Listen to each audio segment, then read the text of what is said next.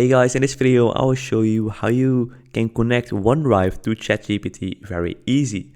So this is a new update of ChatGPT, which is very cool, and it makes it very easy to sync and connect OneDrive and ChatGPT together. So what you need to do is you need to go to this little attachment sign right here, and here you see connect to Microsoft OneDrive. When you hover your mouse over this, you see Microsoft OneDrive Personal or Microsoft OneDrive for Business. And I think most of us have Microsoft OneDrive Personal, so you can tap on that. And after you tapped on that connect to Microsoft OneDrive Personal, you will see something like this, probably in your own language. And if you read through all of this so that they can connect your account, you can tap on this accept button right there.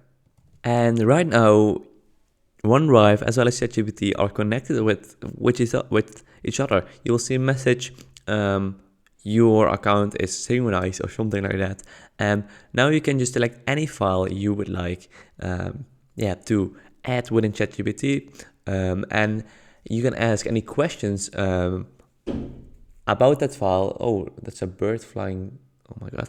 Okay. Anyways, you can ask any questions about that file, and this way, you can make a conclusion based off that file, or just ask any questions, even upload photos, videos, etc. And yeah, so this is a very great feature. Now, if you want to disconnect OneDrive from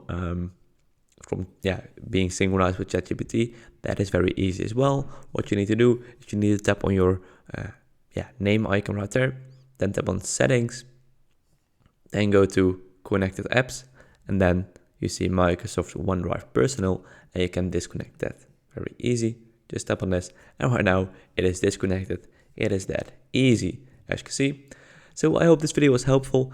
If it was helpful, please subscribe to the channel, and I will see you guys in the next video. Bye bye.